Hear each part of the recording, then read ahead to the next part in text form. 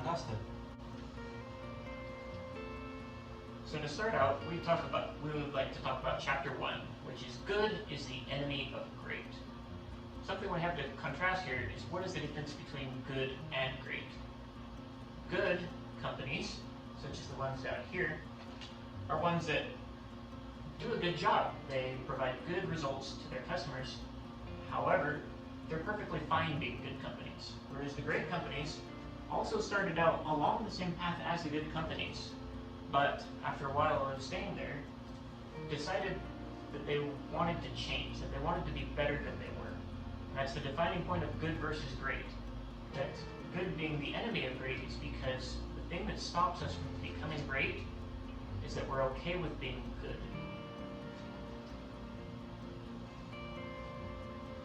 So phase 1 is the search. Jim Collins and his research team researched some companies and studied their financial analysis, and they did a 5-year cumulative stock returns. As you can see right here, they researched some companies like Kroger, Walgreens, Wells Fargo, you know what I mean, and they did it over for a 15-year time period. So the phase 2 is compared to work. So it's one of the most important parts of the process.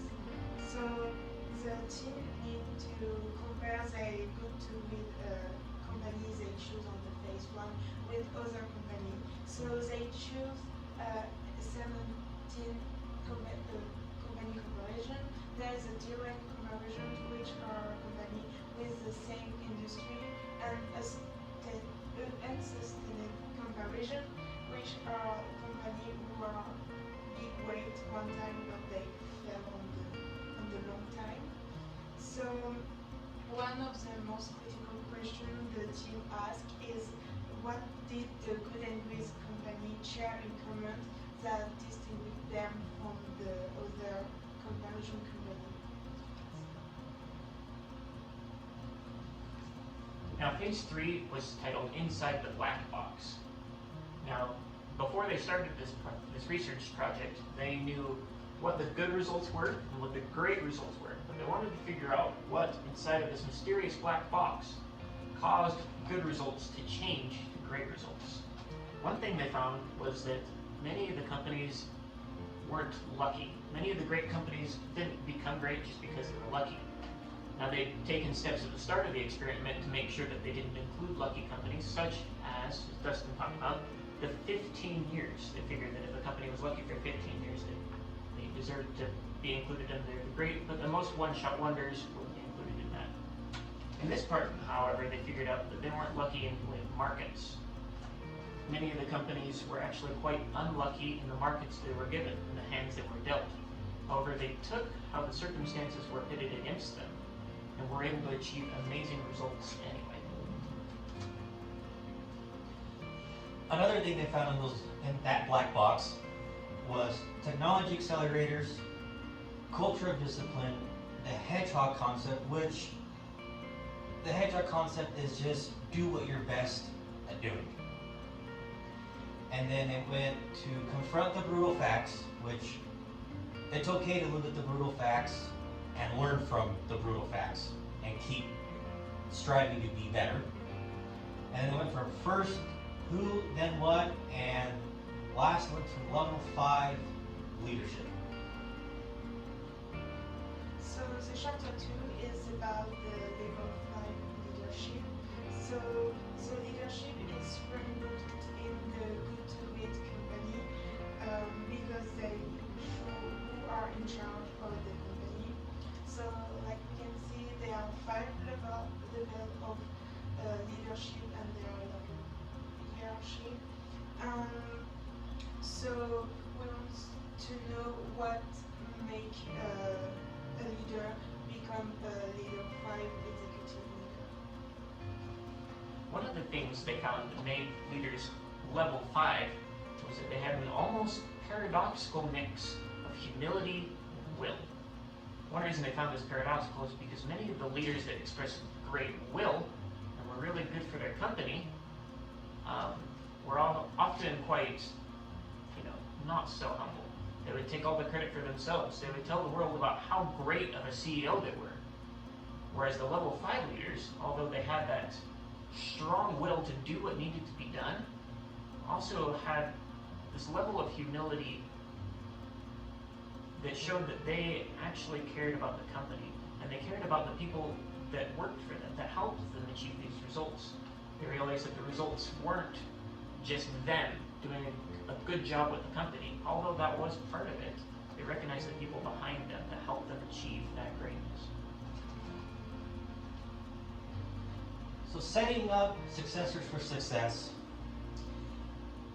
the difference between a level 4 and a level 5 leadership is that the CEO wants to see the company succeed after they leave. They want to look back and say, the company I work for is still doing a very great job. Now, an example I have is my employer right now, he bought his company from his uncle, and the company wasn't in the best financial situation and they weren't doing so well. And over the years, since when he bought it in 2006 to now, the company has gone up and we're bringing in more gross profit, we have better clients, we're doing a lot better job with just everything that's been going on. So, and by that, I know that his uncle can look back and say, you've done a great job with the company that I sold you. So the windows and the mirror, it's a concept like to give feedback, like it's a leadership strategy, like you want to give feedback to your employee, like on the other side, so by the window, and they can give it to you too. And the mirror, it's you want to see what you have done wrong or what you have done right. So it's important for a leadership to a leader to see what is at the wrong or right and what is better to continue making the long time and inspire this employee. Many companies have good leaders, and some of those good leaders want to become great leaders. As Jim Collins mentions in his book, that's not impossible. We found this quote online that we'd like to share with you that helps identify some of our thoughts on it as well. You shouldn't want to be better than everybody else. You should want to be better than you ever thought you could be. We believe this applies both to the people wanting to become level 5 leaders and the companies themselves that want to change from good to great. A lot of the focus shouldn't be on how well your competition is doing and what they do so amazingly, rather what you can do to be the best you can be and excel as yourself. We'd like to thank you for listening to our presentation and hope that you learned a lot, that you're ready to become a level 5 leader yourself. Thanks. Thanks. These two is compared to what? So the team chose 28 companies. There are 11. Okay, One of the biggest things that distinguishes a good leader from a great leader is their humility and their will.